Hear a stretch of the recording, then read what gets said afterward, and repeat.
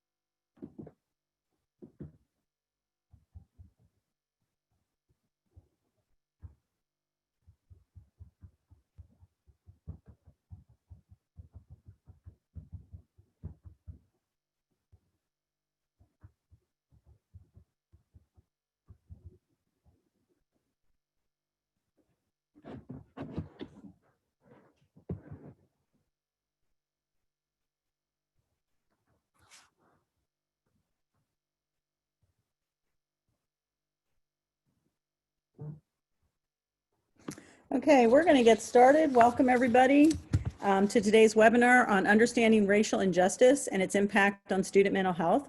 This is session 2 in our series. Session 2 is Trauma, Barriers, and Behaviors, the Role of Race.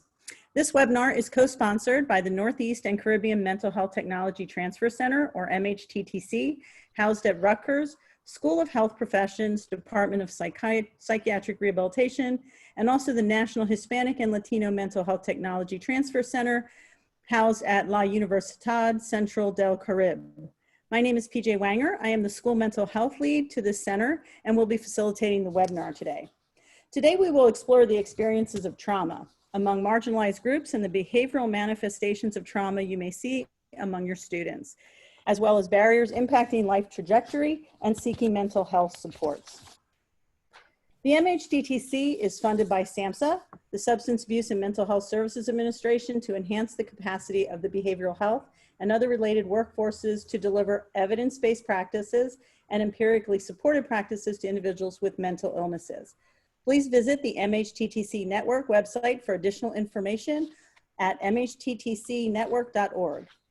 If you're interested in staying up to date with the events and products the Northeast and Caribbean MHTTC is providing, please sign up to receive our email communications. You can sign up on the bit.ly link provided on the screen. This is the second webinar in this series. The final session will be held August 13th. Please register at the bit.ly link seen on the screen. We will also email this link to all participants at the conclusion of this webinar. Following this webinar, you will be asked to complete a brief survey. We value your feedback and use it to improve our activities and inform future activities. The surveys are also important because our continued funding is linked to the completion of those surveys. All of the trainings we offer are free of charge, and so it's really important that you fill out that survey. So thank you in advance for your feedback. We also want to let you know that this webinar is being recorded and will be posted to our website along with the PowerPoint slides in the next couple days. We encourage you to interact with our presenters during the webinar by using the chat feature. Please post any comments or questions you have in the chat, and I will collect your questions as we go and ask them of the presenters during the Q&A time, which will be directed by our project coordinator, Kati Rivera. During the webinar, our presenter may pose questions to you. Please use the chat feature to answer those questions. This presentation was prepared for the MHTTC network under a cooperative agreement from the Substance Abuse and Mental Health Services Administration, SAMHSA. All material appearing in this presentation, except that taken directly from copyrighted sources, is in the public domain and may be reproduced or copied without permission from SAMHSA or the authors. Citation of the source is appreciated. This presentation will be recorded and posted on our website. At the time of this presentation, Eleanor M. McCants-Katz is serving as SAMHSA's Assistant Secretary. The opinions expressed herein are the views of the presenters and do not reflect the official position of the Department of Health and Human Services or SAMHSA. No official support or endorsement by the Department of Health or SAMHSA for the opinions described in this presentation is intended or should be inferred. Now let's begin our webinar. We have 3 presenters with us today. Myself, PJ Wanger. I am the school mental health lead Senior Training Consultation Specialist for the Northeast and Caribbean MHTTC. We also have Kimmy Carlos, who I will introduce in a minute, and Sarah Howe, who I will introduce later on in the webinar series. So we start today by just giving you what our objectives for this webinar are. We want to define trauma and examine the various types of trauma that are encountered by our student population. We want to look at how that trauma affects the multiple aspects of our lives. We're going to explore how ethno-racial trauma affects a person of color from a lived experience and also from educational experience. We want to understand the impact of racial injustice on students of color, Hispanic and Latino, and we want to evaluate how ethno-racial trauma affects students' mental health and success in the academic environment. So in order to do that, I'm just going to give a very brief overview of trauma. I'm not going to go into it extensively, but this is SAMHSA's definition of trauma. So it results from an event, a series of events, or a set of circumstances that is experienced by an individual as physically or emotionally harmful or life-threatening, and that has lasting adverse effects of the individual's functioning, mental, physical, social, emotional, or spiritual well-being. So the key parts are the 3 E's: events, experience, and effects. Trauma is overwhelming for an individual, and their internal resources and produces lasting psychological symptoms. It may be exposure to an experience of an event or a series of events that are frightening or threatening and have lasting effects which are overwhelming and challenge our ability to cope. So there's multiple types of trauma. The multiple types of trauma, next slide please, are here. So we have acute trauma. This is a single traumatic event. Could be a sudden loss, a physical assault, a sexual assault. There is chronic trauma. This is multiple and varied traumatic events. So it could be repeated domestic violence. It could be a car accident with serious repercussions and multiple surgeries and rehabs following.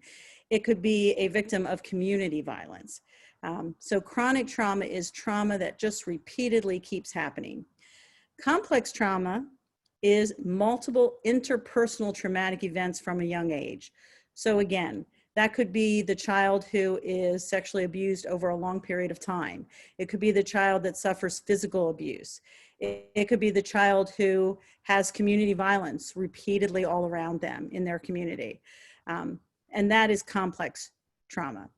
Secondary trauma, which we're really not going to get into today, is indirect trauma that's caused by exposure through a firsthand account or a narrative of a traumatic event. So for instance, some people who were not per se involved with Hurricane Sandy or 9/11 have heard those stories so many times that they themselves have incurred some secondary trauma. It's also referred to as compassion fatigue or vicarious trauma. But again, we're not going to go into that. And ethno-racial trauma, I am not going to address because our speaker, Sarah Howe, is going to address that later on in her presentation. I do want to review some of the traumatic symptoms that occur as a result of trauma. And you can see I have a picture of a human person there. And it's really important to know that trauma affects every single piece of our body. So biologically, physically, it makes changes in our body. People who live in trauma or a traumatic state or suffer post-traumatic stress disorder have a higher resting pulse rate. They have higher blood pressure. They have greater physical tension, lots of manifestations in our bodies in terms of pains. They are hypervigilant. In terms of brain capacity, and I'm going to show you later on a slide, there is a smaller intracranial volume. The brain is actually smaller, which causes in students some of these things like lower IQ, poor grades, decreased reading ability, an inability to attend. In an aroused state, they can't process information, and they have difficulty expressing themselves verbally. So there's a story about a little girl who's sitting in the classroom, and because her thoughts are so intrusive with the trauma that's happening to her, she's not attending in class, and she keeps getting yelled at by the teacher because she's not paying attention, but she's unable to pay attention. And so again, that trauma is seen in so many things that we display as children. Emotionally ineffective. These are things that we see a lot of in schools. So what we see in that realm is children are fearful, or they're sad, or they have depressive symptoms, or they're angry. And that anger may take the form of non-compliant behavior, unpredictable rages, tantrums, or physical aggressions towards like property. They break things, or they might be aggressive towards other students or the teacher. Severe affective dysregulation. They have trouble regulating their emotions because they're living in a traumatic state all the time. Frequent mood changes. Fearful memories that are encoded in the brain differently than those from non-traumatic memories. So some children will subsequently experience the same physiological and psychological fear reaction when exposed to reminders of the traumatic event. So a child who witnessed a shooting in her neighborhood may become terrified when he or she passes the site of the shooting every time. And sometimes those fearful memories, which are characterized as PTSD, may cause children to have intrusive, frightening thoughts during the day or scary dreams at night. So for instance, that child that I just mentioned is having all those intrusive thoughts and is unable to pay attention. And the fear may result in anxiety. And then we have cognitive changes due to traumatic events. And that's trauma changes a child's cognitions of themselves, perpetrators of the trauma, other people, and the world. They see things differently. They have inaccurate or irrational cognitions, which looks like children blaming themselves. You know, dad beat mom because I wasn't finished my homework when he came home last night, and dad was mad at me, so it was my fault. If they're not blaming themselves, they will see themselves maybe as bad or shameful or otherwise lacking in some way that justifies why bad things happen to them. I must be stupid, and that's why this has happened. And they believe that no one is trustworthy. So these things then cause some interpersonal difficulties. Children who experience trauma often develop changes in their interpersonal relationships. They might withdraw from peers, or they have difficulty enjoying activities because, again, their brains and their bodies are functioning in a different way. And they may begin to affiliate with deviant peers due to feeling different or on the outside, or like nobody can love them because of whatever is going on. So again, it changes their perception of the self and the world. They no longer look at the world as a place for opportunity, hope, safety, wonder, but they look at the world as a place that is scary, unpredictable, not helpful, and has no place for a person like themselves. And so on the next slide, before I turn it over to you, I'm just going to show you, and if you've been to any trainings on trauma, you probably have seen this slide, but it shows the tremendous difference between a regular brain, a brain of a child that's not affected by trauma. I apologize for using that regular brain term, but a brain that is not affected by trauma and a brain that is. And you see the difference. The right brain, the brain on the right, is smaller and has enlarged ventricles and actually has holes in the center of the brain. So it's a shrunken cortex. So if I'm a child and that is my brain, I have really trouble being in the world and learning and being a part of an academic environment when all of these other things are going on. And that's why it's really important to address trauma. And so with that, I'm going to introduce our speaker, Kimmy Carlos. And I just apologize. Kimmy is the founder of the Urban Mental Alliance, advocating for healthy minds in urban communities. She is the CEO and founder of Kimmy Carlos Motivational Consulting and co-founder and lead facilitator of Sister Wellness Retreats, healing spaces for Black women. Kimmy is also a certified health and wellness coach with the Institute for Integrative Nutrition, a certified instructor for mental health first aid, and a trained anti-racism trainer with the Episcopal Diocese of New Jersey. Kimmy is the author of the published book, The Window of Grace, Living in Recovery Through Christian Faith. So with that, I'm going to turn it over to Kimmy, and she will take it from here.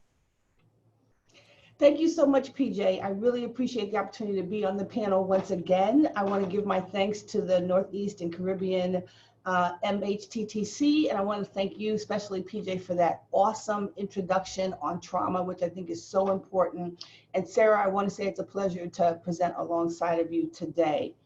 So I want to spend some time over the next 30 minutes talking in terms of racism, trauma, and the lived experience of Black and Brown youth. So PJ did an excellent job of laying out in real plain layman's terms what trauma looks like, where trauma comes from, and how that displays itself in the behaviors of our children.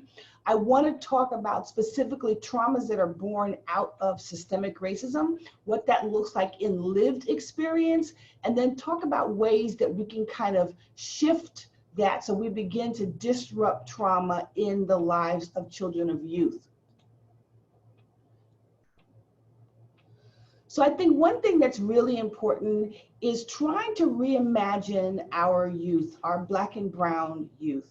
And when I say Black and Brown, I'm specifically referring to Black children who are of the African diaspora. So that is regardless of what your nationality is, what your ethnicity is, what your heritage is.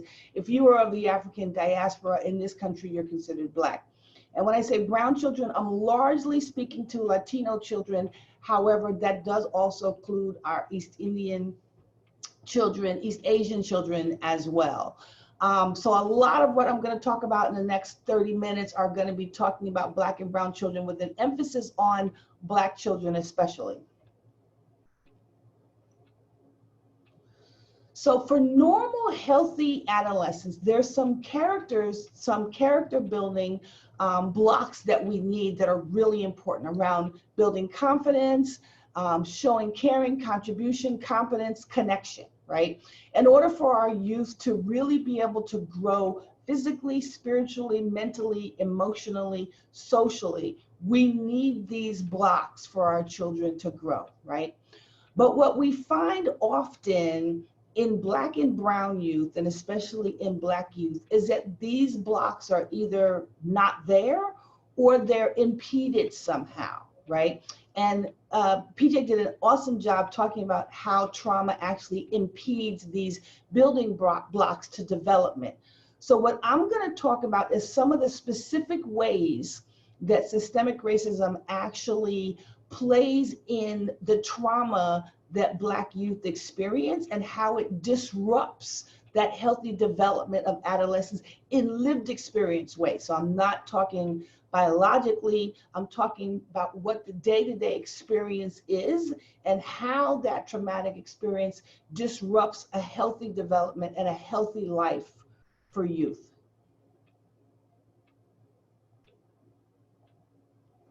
So often we find instead of our children actually doing the things that youth typically do, right? Building a social life, going to school, getting that education, learning new relationships, making plans to begin their adult life. Instead, we find our children of color actually fighting to be recognized, fighting to have their humanity recognized, fighting to have their voices heard, fighting for a chance at equity and equality, fighting for an opportunity to live in all the multi-dimensions of their humanity.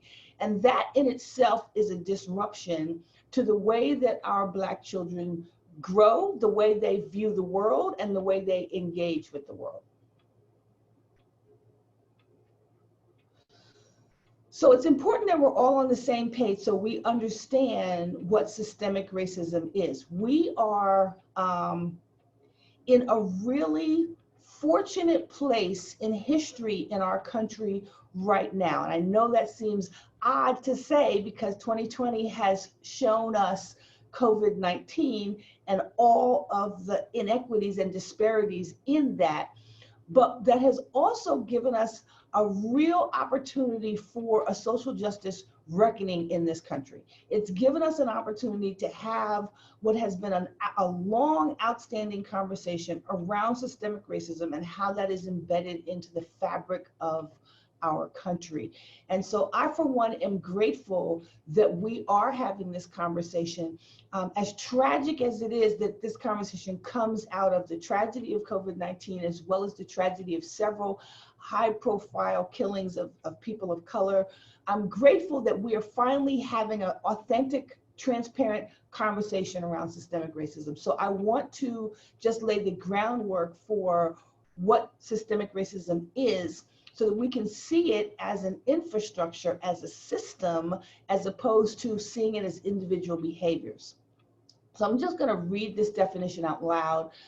A social structure in which public policies, institutional practices, cultural representations, and other norms work in various, often reinforcing ways to perpetuate racial group inequity.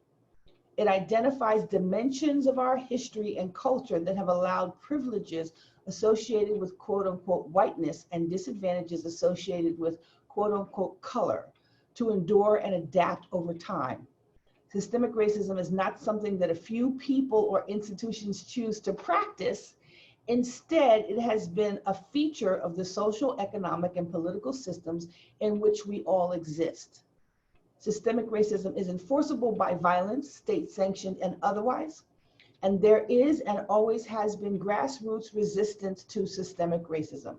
And this is from the Aspen Institute Roundtable on Community Change. So I want to speak to a couple of parts of this really quickly. So first of all, we start from the bottom up, where we say there's always been grassroots resistance to systemic racism. So if you think about that, think about Black Lives Matter, think about how the NAACP started, think about the Black Panthers, who were created to serve Black communities. These are all grassroots organizations, not to mention the myriad of grassroots organizations that white folks are really using their advocacy to build and promote and advocate for equity. Okay, so when we see these grassroots movements, they're not new, but I think we're in a new time in history where we're getting much more momentum around having this conversation, right? When we talk about sanctioned violence against people of color, I want to specifically also talk about anti-Black violence and the way that Black humanity and Black bodies are actually violated often, and that is sanctioned both directly and indirectly in this country, and the impact that has on Black people, and especially the impact that it has on Black children, and how Black children are socialized to believe that they are indeed inferior and that their humanity has little to no value. So this is, again, a system of systemic racism, which is different from what we often see as maybe racist behaviors, bigoted behaviors, behaviors of prejudice or discrimination. Those are born out of systemic racism, but systemic racism itself is actually a system. It's an infrastructure that most of our infrastructures in this country have been built upon. So that's an opportunity to just kind of lay the groundwork. So when you look at the different areas this systemic racism plays out, right, it actually shows societal disparities in wealth, income, our criminal justice system, in our employment system, in housing, healthcare, in education, and political power, right? So if you have policies that are built on the belief of superior and inferior, then those policies are going to play out in all these crucial areas in a community, right? Each community needs to have infrastructures for each one of these areas. And often these areas are built on the belief that there is a superior race and an inferior race. And therefore, we often find what I call strategic oppression in these particular areas. Specifically today, we're talking about education. So I think it's really important to understand how systemic racism plays out in education, the way we engage with Black youth, but also the way Black youth engage with the world, the way Black youth experience the world, the way Black youth perceive and view the world, and then the way Black youth actually behave in classrooms and how that's viewed. So as you can see, it's all tied together. And I'm laying the groundwork for systemic racism so that when we begin to talk about the traumas, you understand with a common definition what we're talking about when we say racism. So we're not talking about individual behaviors, but we're talking about systems that actually support individual behaviors. So I want to talk specifically about the trauma of historical systemic racism and how that plays out. And I thought this picture was powerful. This is a nonprofit in Pennsylvania that does a lot of work around counseling with youth. And again, I applaud this time in history where people are beginning to have real authentic conversations about systemic racism and all the different ways it plays out. So it's important that if we're going to have a conversation around trauma, that we talk about the specific traumas that are born out of systemic racism and how those affect our children.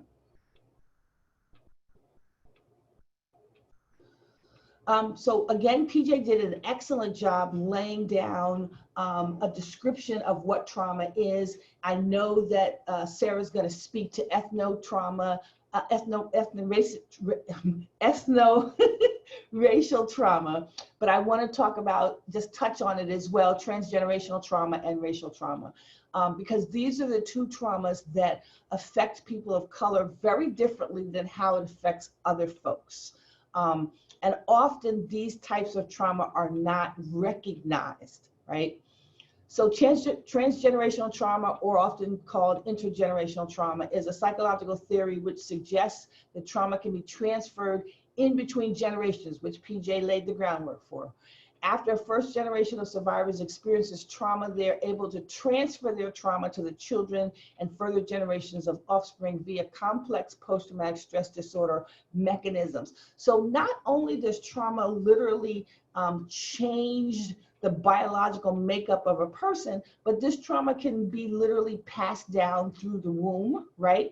That trauma can be inherited, but also, more importantly, what we see is trauma response behaviors that are passed down. So as an example, often communities that are traumatized have high levels of substance use disorder. And that behavior gets passed down from generation to generation because it's a coping mechanism, right? Also, those who are traumatized typically display violence. That's given. And so what happens is you have generations that continue to grow up in environments of violence, and that continues to get passed down. And of course, that plays into a whole host of other things around interactions with law enforcement and the criminal justice system, and a whole host of other traumas that grow out of that.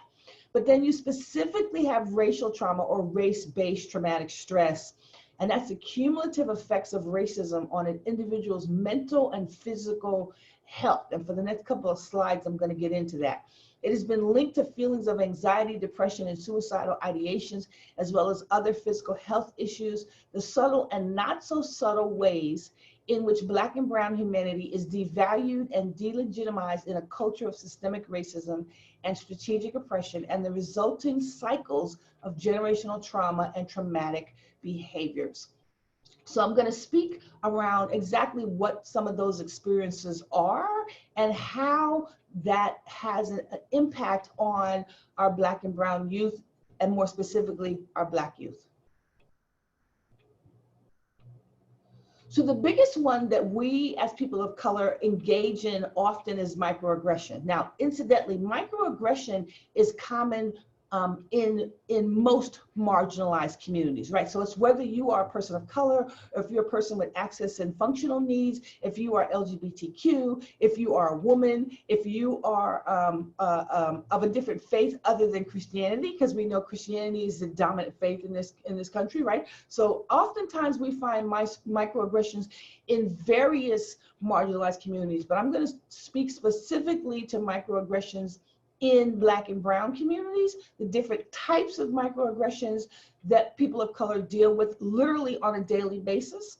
And I want to stress that micro in no way means small, but it means continuous if you think about it that way, okay?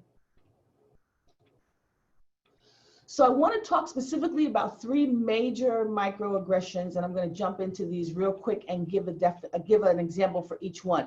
So a microassault is the most common and also the most apparent, right? And people refer to it as like old-fashioned racism. So when you look at like racial epithets, right, or abusive derogatory language, when we use dehumanizing language, right? So when we refer to immigrants as illegals, right? They're not illegals, they're human beings who are undocumented, right? But we refer to them as illegals. When we refer to Black people as as thugs or as savages, right? When we refer to Black women as dogs, right? When we think about the ways that people use language to literally dehumanize and invalue in their humanity, right? Or devalue their humanity, right? That's considered old-fashioned racism. It's much more overt, right? When you think about things like the Confederate flag and the swastika, right? Which is huge. Literally, the Confederate flag to Black folks in this country, African and African American people in this country, is equivalent to the swastika for the Jew, right? Because the Confederate flag literally represents all of the violence and brutality that went on during the time of enslavement of African and African Americans, right? And incidentally, because language matters and because it's so important, simply using the phrase slave also has a tendency to delegitimize Black humanity, because we were not slaves. We were human beings that were enslaved, right? We were human beings that were literally kidnapped and enslaved and sold like property, right? But also overt behaviors like telling racist jokes and blatantly serving, white customers first, or simply ignoring colors of, customers of color altogether, or telling customers of color that they can't come in, right? What all of these have in common is that this is explicit assault on a person's humanity, on a person's dignity, and sometimes that assault is physical, right? When we see all of these physical, brutal acts that people actually perpetrate against people of color, especially Black people, right? So that's a micro assault. But then we also have what I call a micro insult. And that is where we have kind of like a backhanded way of complimenting somebody. So I'll give you 2 examples that I have encountered on more than one occasion. I remember as a young woman, both when I was in college as well as when I was going for my very first job interview. This was back in the 80s, right?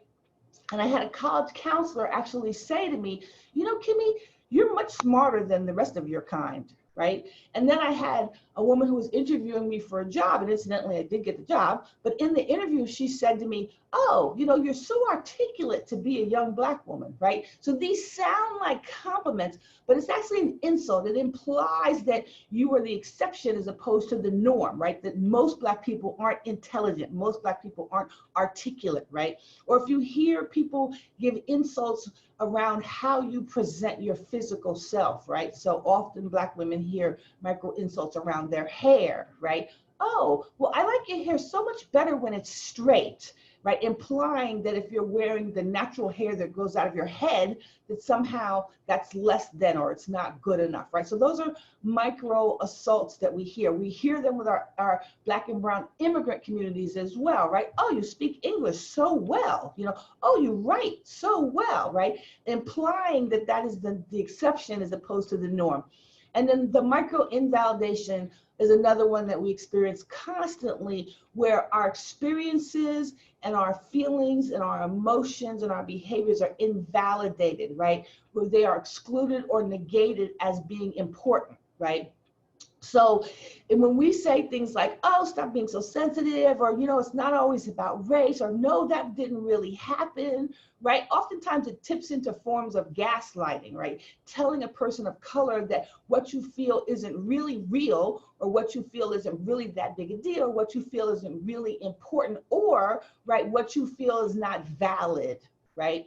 So these are 3 major ways that we suffer trauma. And each individual incident might not be a trauma, but the trauma comes in having to deal with these micro assaults continuously. It becomes a normal part of life, right? A micro assault is walking into a store and having the police called on you because they're afraid that you're going to steal something, or because they believe that you've already stole something, right? So living in that type of fear, right? Because you are literally afraid that you are at any point going to be assaulted, or you're going to be insulted, or you're going to be invalidated in a myriad of ways, is a trauma unto itself, because daily it's a sense of feeling that you are inferior, that you are not valid, and that you are not at the table with the rest of the world. I want to talk quickly about the adultification and criminalization of Black and brown youth. how we often view Black boys, Black girls, and that includes our trans Black boys and girls, our LGBTQ Black boys and girls, how we tend to adultify them, right? We view their behaviors as the behaviors of adults. And so our children in schools are reprimanded as if they're adults. Our children, if they get caught up in the criminal system, are treated as if they're adults. They're tried as if they're adults. Our country has a tendency to expect adult behaviors from Black children, right? Not allowing our Black children to live in all the multi-dimension facets of being a child, not allowing Black children to make mistakes as children do, not giving Black children safe spaces, but expecting them to engage with the world as full-blown adults. And then we criminalize their behavior. So as PJ explained about how we see behaviors that are born out of trauma. And then when we see children behave out of traumatic experiences, we criminalize that. I often think about that young lady, and I believe it was in Chicago, who had lost her mother. She had been placed in foster care. So she was traumatized, she was grieving, and she was quote unquote acting out, right? She wasn't doing whatever it was the teacher asked her to do. So the teacher brought in the security guard, which was an off-duty police officer. And this police officer not only verbally assaulted this child, but he literally picked this child up and threw her across the room, right? Imagine the trauma that inflicted on this child, right? Imagine how you have to view a child as an adult to literally pick this child up and throw them across the room, right? So that has a lot to do with the way Black children are adultified. They're considered adults, right? And how their behaviors are criminalized as opposed to potentially looking at them as health crisis, not seeing this child as a whole being, not recognizing all the dimensions of this child, not looking at what this child has literally experienced in their life as a Black child in America. Finally, I want to talk about media representation. I want to speak to this photo that I think is really powerful. I got this photo from a website for a movement called 56 Black Men. It's out of Europe, and it speaks specifically to the way Black men are represented in media. And I want to take it a step further and talk about the way Black folks in general are represented in the media and how that shapes the way people view Black children, okay? So if you look at this picture, it's pretty powerful. Most people would look at this picture with a sense of fear, right? Because if you see a Black man who's not smiling, who's wearing a hoodie, right? Again, we do not allow Black people to be multidimensional, right? So all we see is fear, right? And so one of the reasons I think this picture is so powerful, and the full picture actually has all 56 men, is because they're all Black. Most of them are dark skinned. They're wearing a hoodie, but then underneath each picture, it gives their name and it gives their livelihood. So we're looking at lawyers. We're looking at men who are in parliament. We're looking at entrepreneurs. We're looking at judges. We're looking at engineers, right? But when you talk about just media representation, all we see is Black men. And in this country, dark-skinned Black men with hoods are considered thugs, are considered savages, are considered criminals, right? That's when people stand in the corner of the elevator. That's when people grab their pocketbooks and cross the street, right? And so it's really important to understand the way the media portrays Black people, which in turn socializes the way people view Black folks, right? And then think of the children who see this and internalize what they must be to the rest of the world. So imagine how terribly terrifying it is to walk around in your Black skin because you know that the world actually views your skin as a weapon. So you are terrified to engage with the world around you because you know, either consciously or unconsciously, that the world views you as some sort of threat, right? And how that affects your sense of being, your sense of dignity, your sense of integrity, right? I also think it's important the way the media does not take into effect how Black folks view the media, right? So if you think about the things that we see on the news and the way Black pain is shown on the news that's not shown for any other race, right? Perfect example, when we see a Black person that has been murdered, whether it's by law enforcement or anybody else who took it upon themselves, right? We see that played continuously on the news all the time. You see this person being shot, you hear the gunfire, you see this person running away constantly on social media, on cable news, with absolutely no regard for how this makes Black people feel, the trauma that Black people endure every time they hear this, every time they see this. And it also continues to validate that belief that Black humanity is of no value, or that Black humanity is inferior, that you can actually show Black people being murdered on cable TV on a regular basis. And no other race is portrayed that way in the media. And how this shapes the trauma that our youth experience when they see this.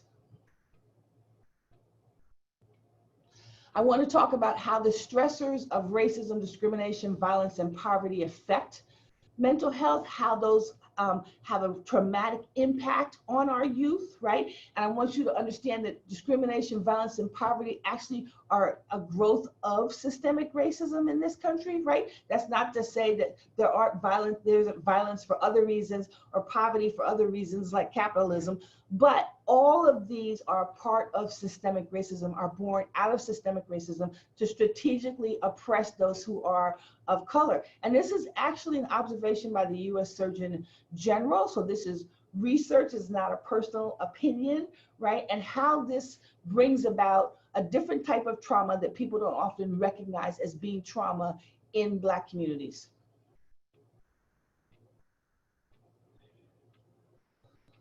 So having said all that, and PJ touched on this, and I'm sure Sarah's going to talk about it too, if you think about these particular traumas that youth have, Black youth have, brown youth have, and if you think about Black and brown youth that are in urban communities that are impoverished, right?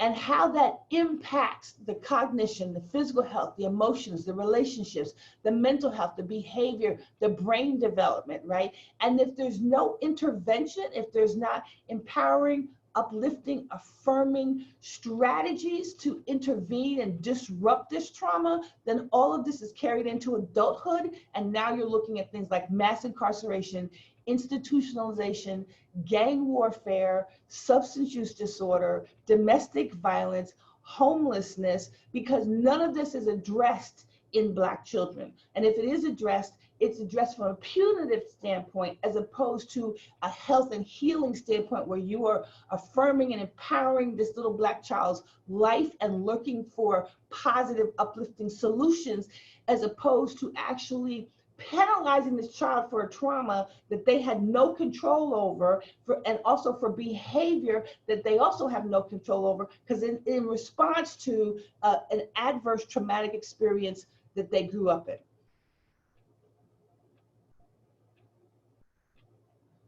So before I end, I just want to talk about the severity of this. The surge is particularly strong for suicide among teen boys. It's up 14% a year between 2015 and 2017. Suicide rates for teens girls, meanwhile, rose 8% annually, 2000 to 2017. However, suicide deaths among Black girls, and I want you to notice here that it refers to teen boys and teen girls, but when we're talking about Black children, we refer to them as females as opposed to teen girls or teen Black girls, okay? Suicide deaths among Black girls aged 13 to 19 rose 182% between 2001 and 2017, while the rate among Black teen boys rose 60% during the same period. And this is language that I snatched off of the National Suicide Prevention Lifeline website. The study also found that methods that Black teens use most often in suicide is much more violent, and that has a lot to do with the violence that Blacks often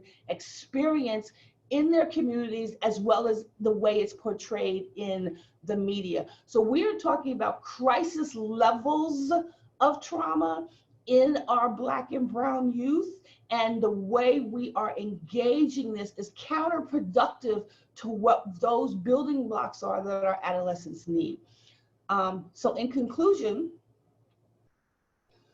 one of the things that I think is really important is that in order for us to really look at how we can build empowering, life-affirming, validating strategies, policies, structures, procedures around engaging with Black and Brown children, we need to first address the elephant in the room. We need to look at the way a lot of our policies and behaviors are actually rooted in racism, and that's whether it's conscious or unconscious, direct or indirect, and how we can begin to dismantle those oppressive infrastructures and to begin to build new infrastructures and new strategies. And the way we do that is, one, we first become educated around what being anti-racist means so that we can begin to shift away from systemic racist policies and structure. So I'm going to be sharing my resources. You'll get a PDF copy. There's organizations here, there's websites, there's reading material, there's media. The two websites, Project Home and Forbes magazine, believe it or not, these two are two of the most comprehensive websites I have ever found around anti-racism organizations, reading material, media material. You might not be like me where I am, you know, very loud and boisterous and being a voice for it, but there's so many ways that we can be allies to undo the oppressive structures that bring about the traumas that our youth actually deal with. Again, I want to say thank you so much for this opportunity. Sarah, PJ, I'm gonna turn it back to you, and then I'm gonna look forward to questions at the end. Thank you so much. Thank you, Kimmy. Loved your presentation. Our next presenter is Sarah Howe. Sarah is a school social worker of Los Americos Newcomer School in the Houston Independent School District. Sarah has built her career working with immigrants and refugees and specializes in trauma and torture survivors within those populations. Additionally, Sarah is passionate about educating others about trauma and trauma-informed education. Sarah is an advocate for the immigrant and refugee community as well as mental health services for youth. Sarah has written 2 chapters about refugee trauma and school-based interventions for immigrant and refugee youth, published in spring of 2019. Sarah, welcome, and I'm turning it over to you. Thank you so much. I'm a little bit intimidated to go after that, Kimmy. Thank you. That was incredible. I think I kind of want to start out by just acknowledging that I realize there's this irony in this white woman presenting on the impact of racial injustice on the students of color.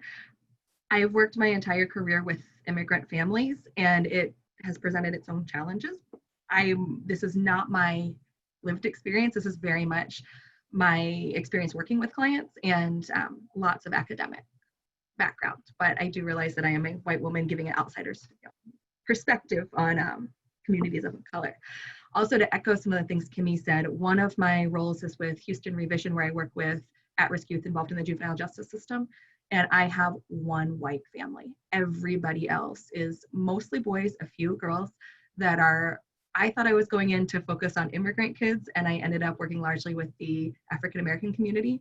And it is so insanely disproportionate. It is just jaw-dropping. But from a firsthand social work side, all of my clients, the one white family, I am constantly told to go take care of your people, Sarah. It is unequal beyond belief.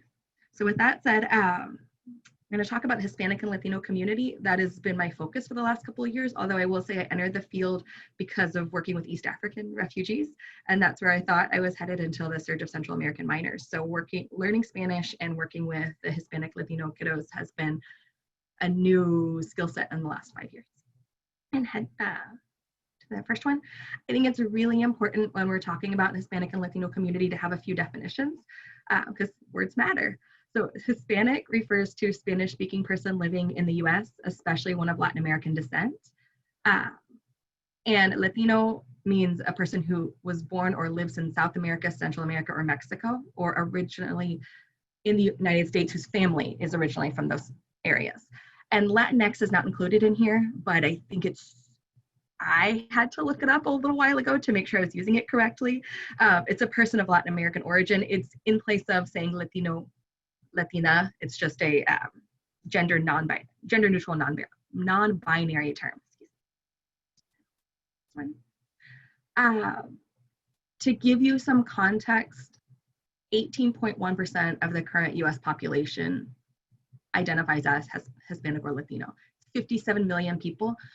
But of this population, only 33.5% are foreign born. And that's the reoccurrent theme throughout my portion of this, is that so often I focus on the newcomer side, and the point of arriving in the United States does play a big part in how an individual's experience, but please note that only a third of this community was born someplace else other than the US. And so this is American-born kiddos, families that are being treated this way or experiencing racial trauma. So, along those lines, to give you a little idea of the diversity, I think it's so important. I'm from Texas, and I constantly hear everyone who speaks Spanish must be Mexican, and it drives me nuts.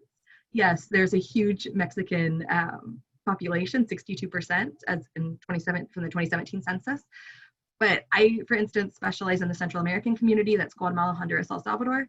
And my Guatemalans don't necessarily speak Spanish. They speak all these other Mayan languages. The assumption that, and there's a lot of tension between the communities at times, and as among other factors of when you've arrived and whatnot. But the assumption that if you're from another country, if you speak Spanish, if you're Hispanic, you must be Latino you must be Mexican is not correct.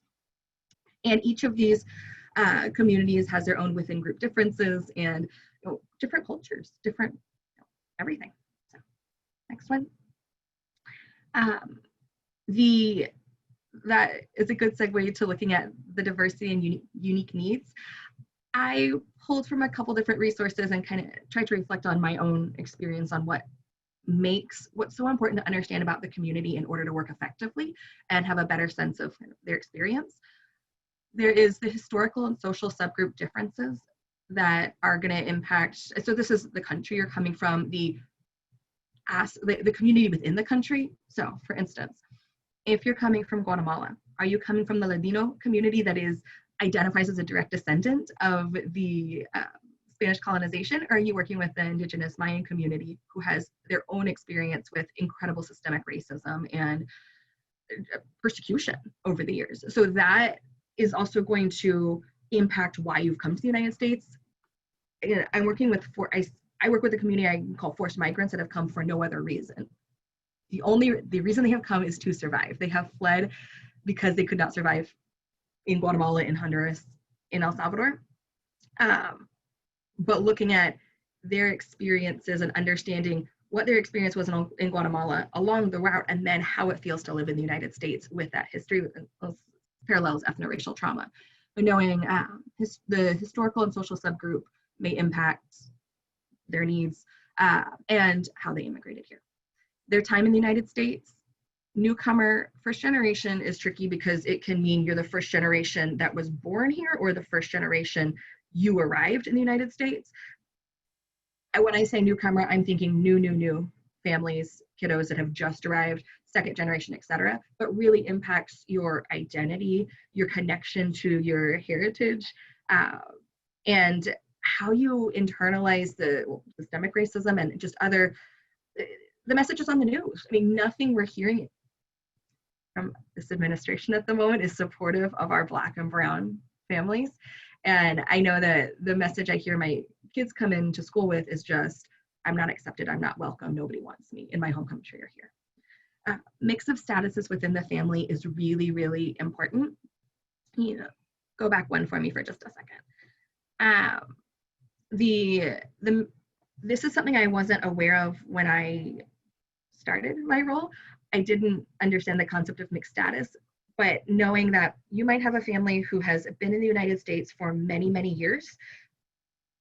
For mom and dad, Theo comes and he was from Mexico, he was from Colombia, he just immigrated.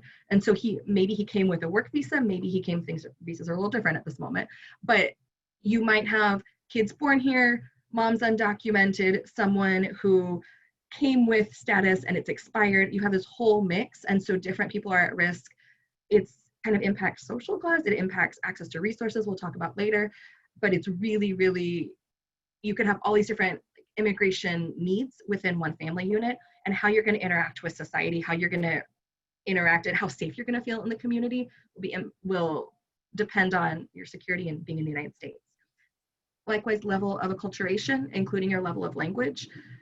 Your language, if you immigrated here, if your mom did if you've been in a very insular community where you're living with all other, Mexican American families, if you have just arrived from Honduras and you're trying to make your way on your own, you'll have a different experience.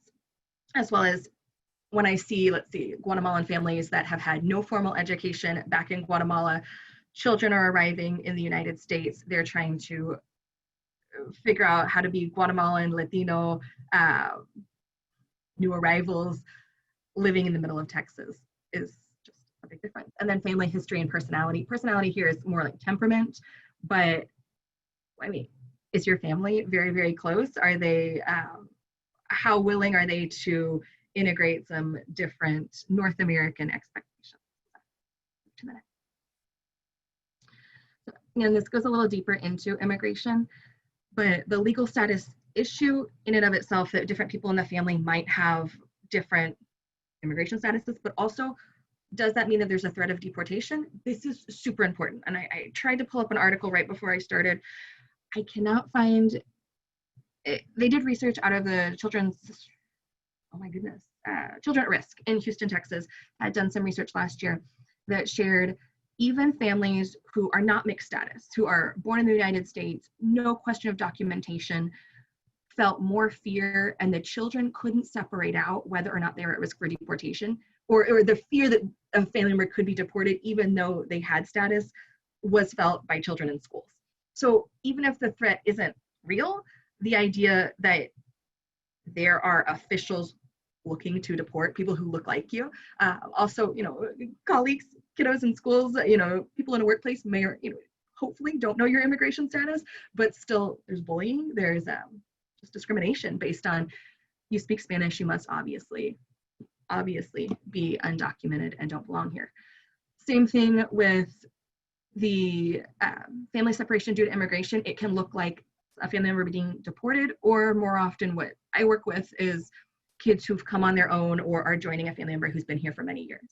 But that experience of, we're talking about ACEs and about trauma, attachment is ginormous, and just the sense of how immigration, how being a Latino kiddo who is building that family experience and doesn't have the same, has a different experience than other colleagues and doesn't have the resources, the family resources to turn for stability. Issues of loss and trauma during the immigration process, and there's unique traumas between pre-migration, during migration, post-migration traumatic incidences, and loss of status in the community due to loss of self-esteem due to immigration status. Sounds a bit repetitive. But it's all of these complex layers, and I think the big point to take away is people have immigrated for multiple reasons, but often it's because of systemic racism in the home country, and they arrive in the United States to meet a different level, systemic racism that they were not accustomed to or did not predict, and it catches people off guard. The idea of ethno-racial trauma is huge. It is something I was not educated on, and there's the citation here, it's in the end, is a phenomenal article that really breaks it down beautifully. That is, ethno-racial trauma is individual and or collective psychological distress after experiencing discrimination, threats to harm, violence, and intimidation.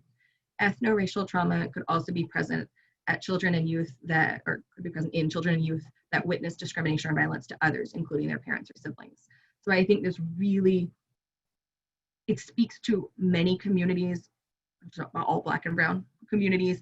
I think it really, really encompasses the experience of forced migrants and Latinos who are headed to arriving in the United States or first or second generation. In order, trying to think about how best to, so I found a new resource last night, and so I have all this other research I'm trying to blend in with what I'm sharing with you, that I want to make sure I'm giving the good whole picture. When I'm thinking about ethno-racial trauma, it's really important to understand, like I mentioned earlier, the temperament, the personality, the personal identity, the individual, what an individual is bringing in their own experience mixed with the group identity. So their apartment complex community, their wider, the school community, but looking at like the Guatemalan community in the region, and then the Latino experience wider. So there's the group identity then, but it's important to also look at the collective group history. The collective group history helps inform protective factors, including ways to transmit the acquired immunities, the knowledge, the successful ways that individual and ancestors have learned to navigate life's challenges. But you can't have a good understanding of ethno-racial trauma or working with a client if you don't take into consideration all of these three components: the personal identity, the group identity, and the collective group history. With that, looking at what kind of impact this has on families, on kiddos. I'm focused on kids in particular, but I'm being reminded constantly that work with kids, they goes home to the stability in the household. And so trying to really incorporate the parent need and the parent experience as well, or the guardian, better said. Common health disorders among Latinos are generalized anxiety, depressive, post-traumatic stress disorder, substance use disorders.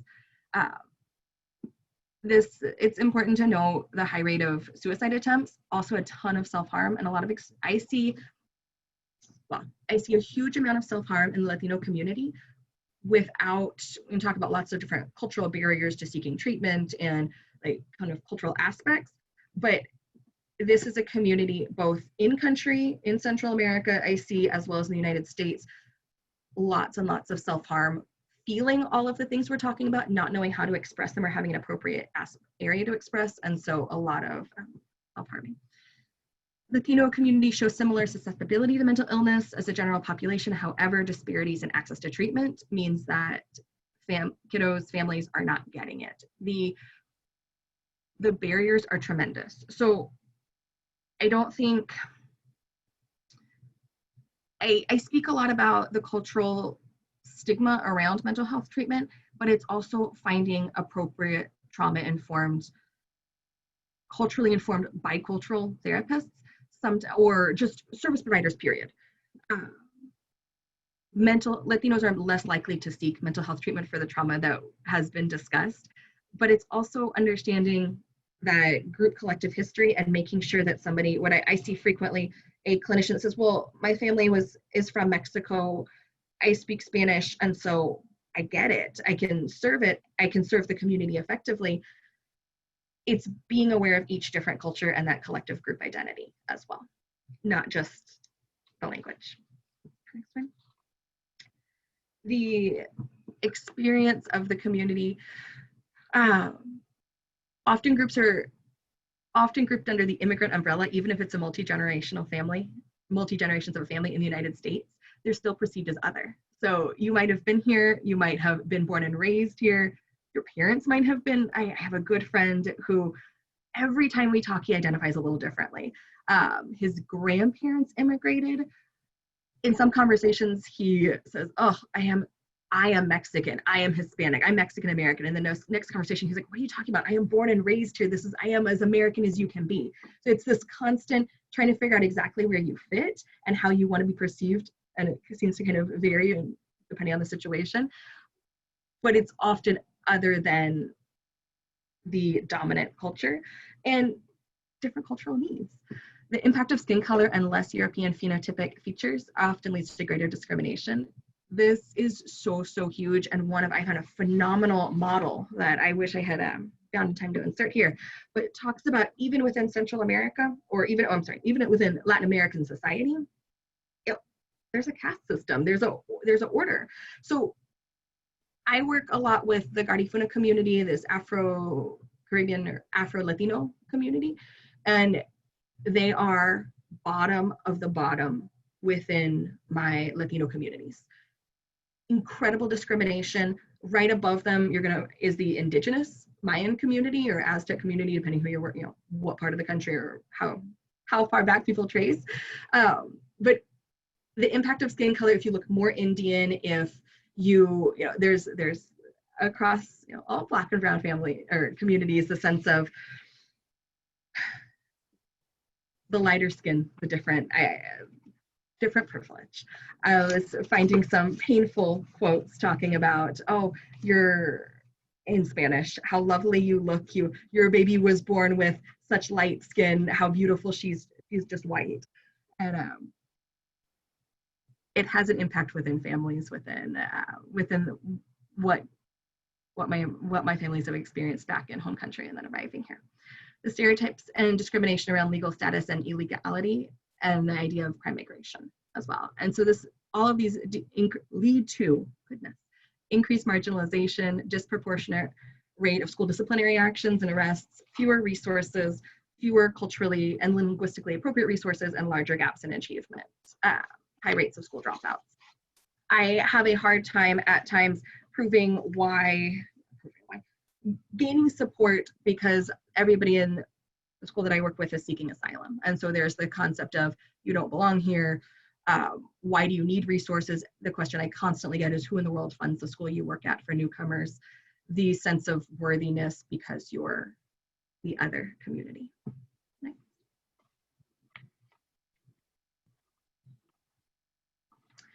So, and this builds on further, barriers experienced by Hispanic and Latino students are like lack of access to resources in general in high immigrant and high, in the community that I work in.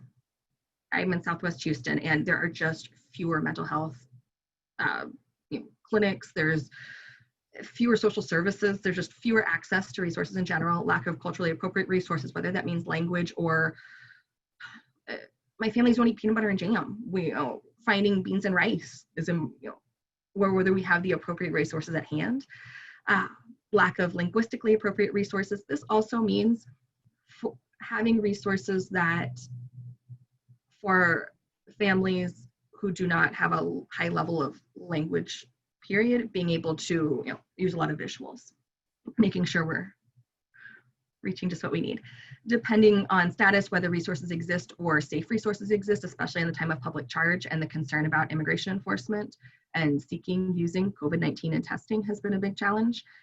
The stigma around accessing help and support, and then the systemic and structural barriers that set a tone of unwelcome and making help inaccessible or limited. I hear a lot about, yeah, but will the doctor want to help me? Will the clinician listen? Can I share what's really bothering me? And how can I sit down with a doctor that doesn't reflect what I look like? The last, or to the very end here, Hispanic and Latino children may experience higher anxiety, depressive symptoms, post-traumatic stress symptoms, and higher externalizing behavior. So this goes back to earlier talking about a lot of self-harm. There's also a tremendous amount of frustration without the vocabulary to either the English vocabulary or just not having I don't have the vocabulary to express all the different ways I feel at times. So higher externalized behaviors, I think, often stem from a frustration and having effective ways to express and an access to express. People are going to hear you fairly. So some of these things in the classroom, go one more, can look like ADHD, an inability to sit still, fidgeting. I get a constant, what really stuck out to me this last school year was, my school is 100% newcomer. And I mean, we're talking newest to the new, just crossed the border, just arrived in the United States. When I started at the school, I very incorrectly thought that we were diverse. And so we were not going to need to talk about tolerance, diversity. And I thought that teachers who were going to be hired there were well informed of, they were coming because they loved working with diverse populations. Thank goodness we're having the conversations we are now. I'm trying to bring in a lot more around bias and implicit bias. When I looked at who we had, it's a fight to have newcomers referred for special education. But when I looked at who the teachers had referred, they had referred every single Garifuna student, every single one. We only had 5, all 5. And one other very dark-skinned student was referred for special needs. It's not accurate. It is, I'm trying not to say bad words on here. It is ridiculous, but it's the sense of there's all of these, the community, the Garifuna speaking community that I've worked with does behaviors are a little more externalized. There is a lot more fidgeting. My kiddos are out of their seat. They've also had even less schooling than some of the other groups, but it is ADD or anxiety. It is not, it's anxiety more than anything else, but they are definitely referred at a higher rate. There is an intense level of fear, which also is another reason people are fidgeting, moving around, anxious, hard to calm down, angry, irritable. There's a fear of going to school, being separated from your caregiver again. What's going to happen to your caregiver while you're at school? Fear of utilizing resources, fear of law enforcement. And I've had a handful of families over the years who, especially if they're on ankle monitors from immigration, they cut off their ankle monitors and they're in hiding. And so they are constantly changing their hair color. Really, how do you know me? What do you know about me? Frightened of being deported, of being lumped into you're Hispanic, so you don't belong here. Irritability, withdrawing, lack of motivation, helplessness, futility, a lot of like si Dios quiere mentality that is a cultural, might be appropriate on the cultural side or something that we learn to work with from a different culture, but how to engage that in a school. And it's not necessarily depression, it's just a different lens. And then externalized behaviors that are, I know my observations being treated a little differently with fighting, self-harm, oppositional, defiant, angry. We've all heard of like the angry Latina, the angry Black woman. That is an inappropriate stereotype. It's like trying to go a stronger word than that. I see a lot of trying to blend in or separate from the dominant or minority culture and seeking support and kinship. So I have a 504, I don't know if it's 500, this is a graphic. Each of my Central American kids, I have never seen such incredible pride in home country, in the country they fled, but trying to find identity, which in time, unfortunately, ends up being sometimes gang support in fellow peers from the country, but trying to figure out where they fit in, where they're not being judged, where they're not being marginalized, where they're not being discriminated against. So it's just a few of the aspects that this might pop up. This is, I will say, a little bit different topic for me to present on, and so thank you for your patience as I stumble through some of it, but I'm glad, as it's a timely, it's very timely, and I'm glad to have the opportunity to share some of the insights from the school.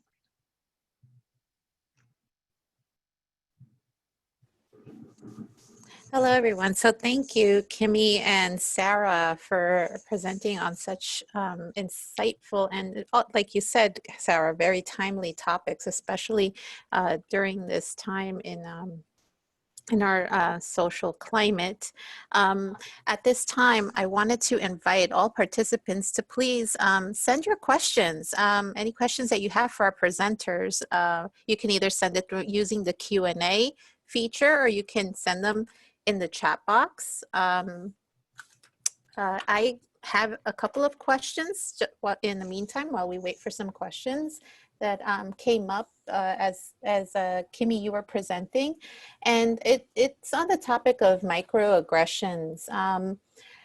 You had mentioned, an example that, oh, you speak English so well, and I'm sure that other communities can relate as well, or people who hear, oh, you speak English so well, you don't have an accent. So in terms of, something that's concrete and practical, how do we redirect that conversation? And in terms of children, how do we have that maybe difficult or uncomfortable conversation just to clarify and maybe like redirect the attention elsewhere, but also address it, so that way, maybe the person did or didn't know, and of course may have intentionally or unintentionally, because the intent may not be there, but how do we have that conversation? Right, that's an excellent question. I just did a presentation this morning with the Ewing Public Schools, and that exact same question came up when we talked about microaggressions, right? Because you're right, often people aren't conscious of the microaggression, right? They don't often even realize that what they said may have been, offensive or inappropriate, right?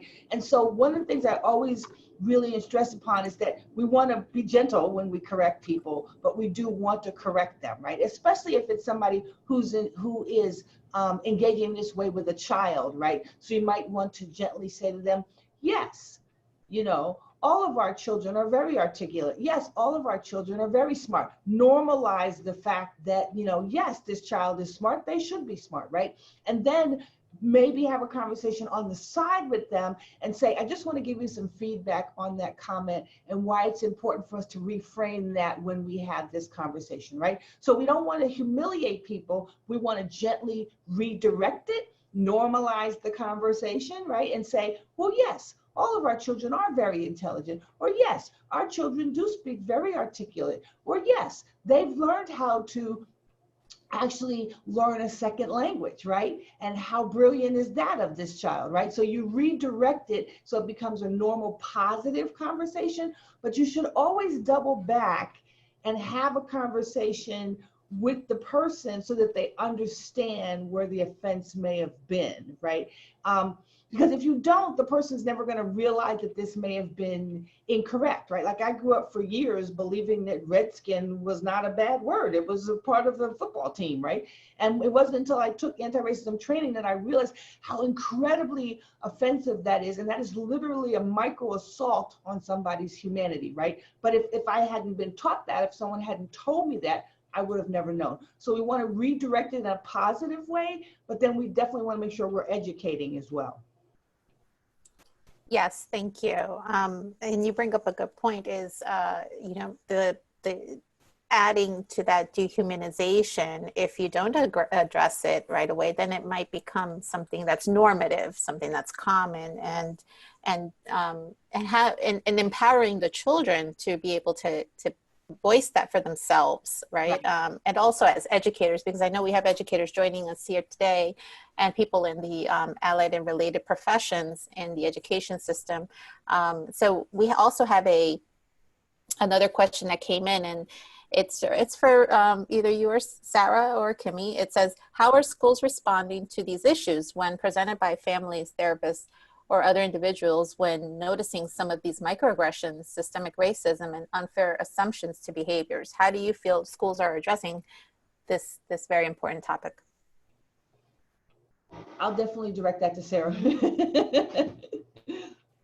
So I've been trying to do, like, okay, I describe myself as not a traditional school social worker, and we're definitely not a traditional school. My I used to back up just a little bit. Like there's all sorts of important character education things that schools want kids to learn at different social emotional levels, right? My goal is empowering students and being proud of who they are. And so I want them to know how to ask for help, feel comfortable asking for help in different places. And so I am trying really hard to teach self-worth. And we absolutely address the person or where the comment has come from. I try to take more the approach of the strength space of what we can handle, and talking to kids about that's not who you are, or this is, you know, be proud of, especially, I keep bringing up the Guatemalan side, but I have really ended up focusing like on both Guatemalan and Garifuna communities because they are marginalized here in the United States so much within my own school.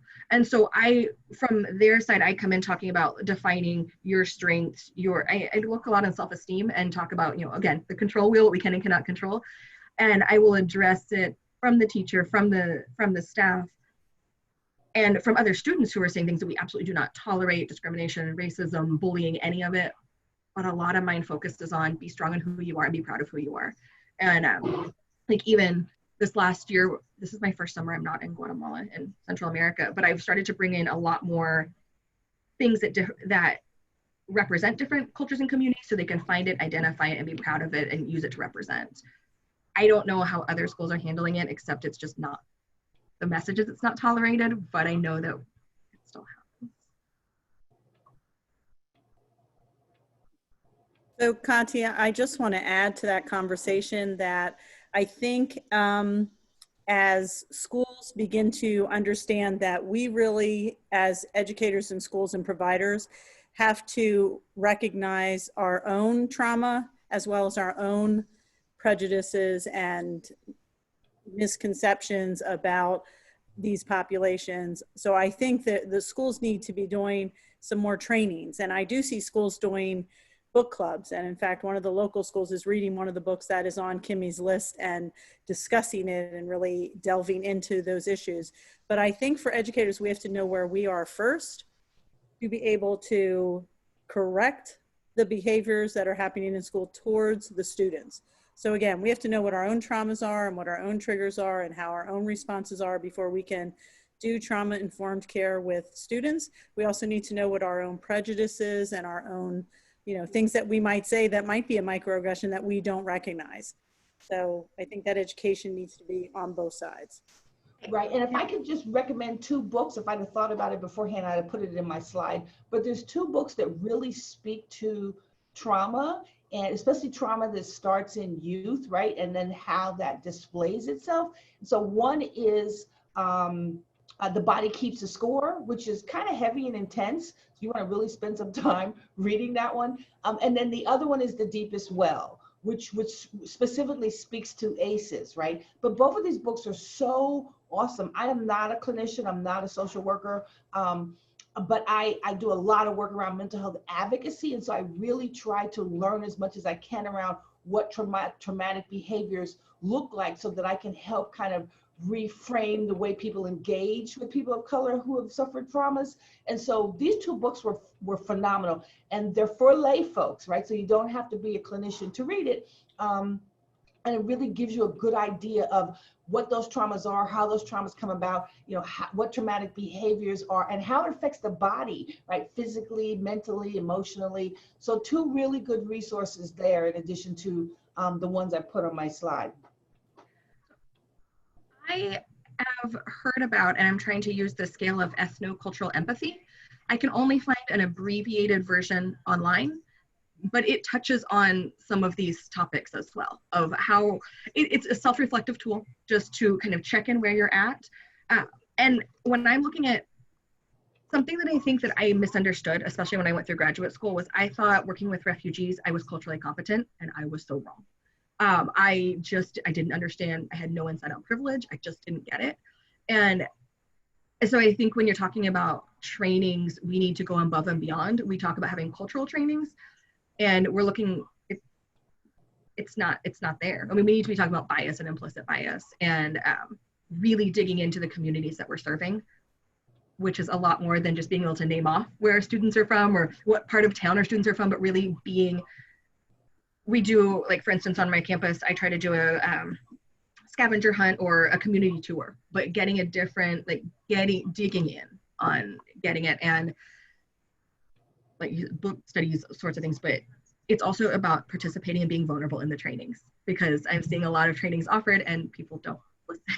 And so it's being willing to, open up and chime in.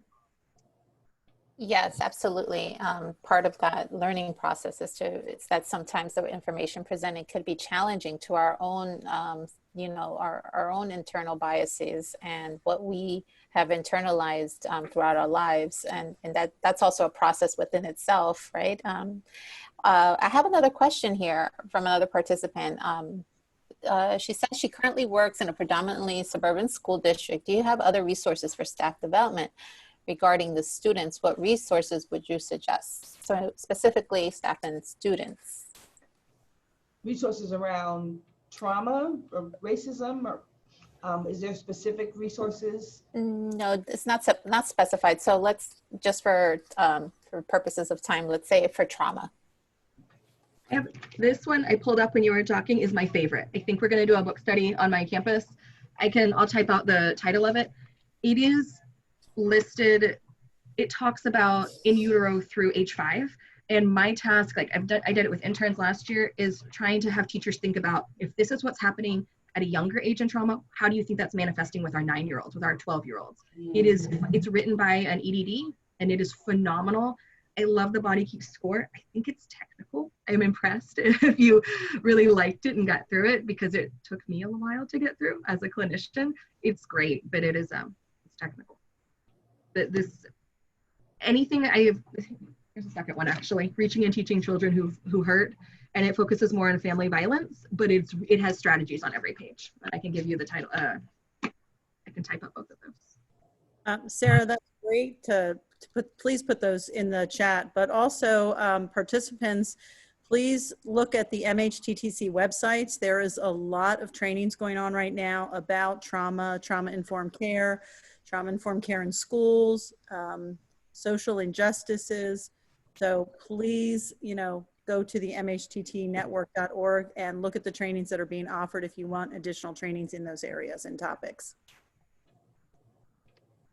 Okay.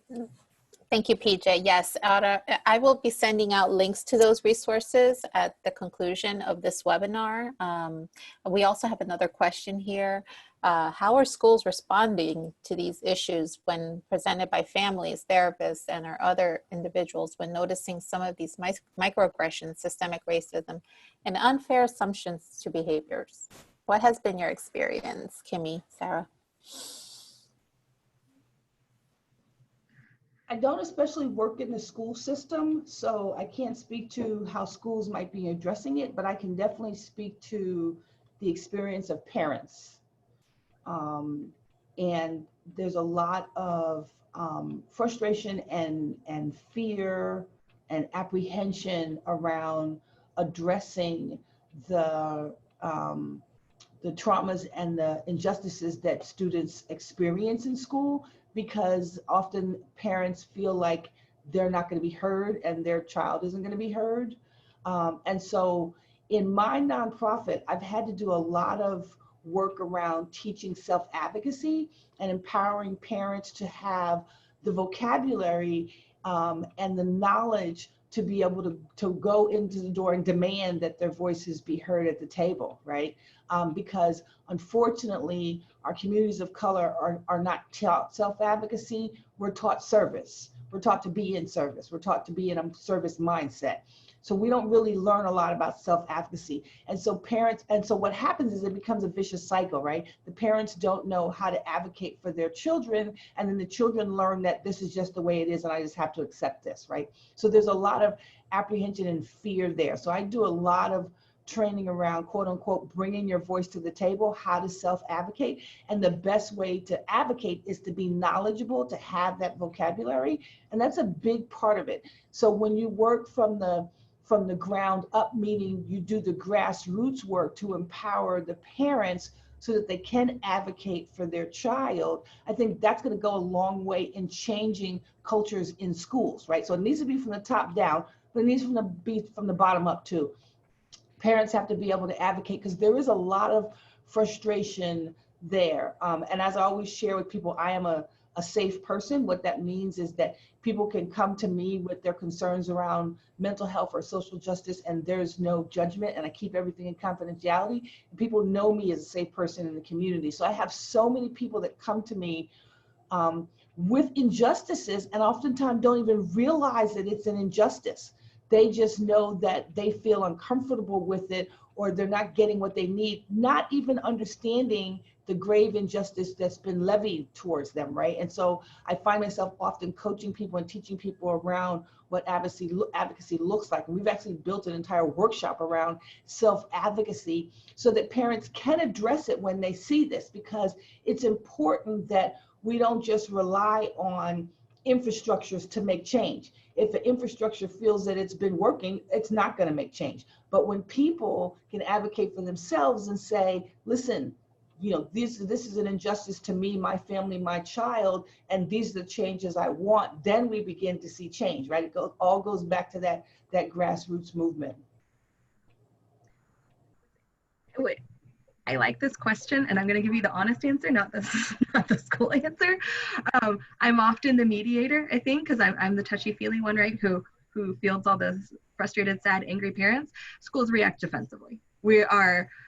It's embarrassing for a principal to find out that there are allegations that a teacher has either not solved a problem or engaged in something that's offensive or hurtful. And I hear my principal say in the very beginning every year that she is here to defend teachers. And while you want to have a boss that supports you, I don't know what that says about how it's supporting the parents and the community and the kids. So the first instinct on my campus is that they'll investigate. And I have had, there was an incident with a teacher last year who was who stepped back. I mean, he was not removed. I think it was a mutual decision that he moved on, but it was, things are investigated, but very defensively and professionally on the outside, but on the back. And it's an embarrassment that, you know, the school's being appropriately called out. And as I walk the line between the community and the other organization I'm with. I'm in the community, but I have this liaison with, you know, kind of role with the schools, and parents don't understand all of the factors necessarily that are happening in each decision in each moment, but that doesn't, in a school setting, but that doesn't give permission for inappropriate or hurtful or just plain wrong, you know, any of the microaggressions you're describing. So they are happening. Sometimes they're addressed. The school's defensive. Thank you. Oh, thank you. And then I have one final question here. How would you create for educators as well as the parents and of course the children in school a more inclusive environment and increase their sense of belonging so that way they don't feel like the other, even if they come from a disadvantaged background or other types of marginalized populations, given our current social climate? What's your suggestion on how to create that inclusivity and that greater sense of belonging? Yeah, like I said, I think we are very fortunate to be living in this time in history, because this is the first time, I think, ever that we've really had an authentic conversation around the injustices in this country and how it has infected generations of people of color, right? And so I think that now's the time for us to start looking at how we can learn, because it's a three-pronged approach, right? You can't fight a dragon that you don't understand. So in order for you to really understand diversity and equity, you have to first look at what's hindering diversity and equity, and that is systemic racism. So it always starts with learning what anti-racism is, not just non-racism, but anti-racism. Anti-racism means undoing oppressive infrastructures and systems and behaviors, like you spoke to, Sarah, where the school gets offensive as opposed to looking at, okay, what's not working, right? And that's a normal human behavior, but that just continues to perpetuate the oppression. So we have to first start with looking at where these oppressive infrastructures born out of systemic racism. And then the next thing I think is really important is we have to listen to voices of color. We have to really be able to listen, because if you listen to people long enough, they will tell you why they're in pain and they will tell you what they need, right?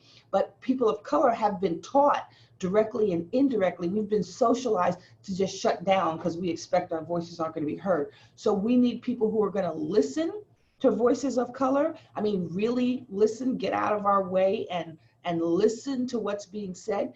And then we need people who are going to be allies to amplify those voices and make sure those voices are at the table.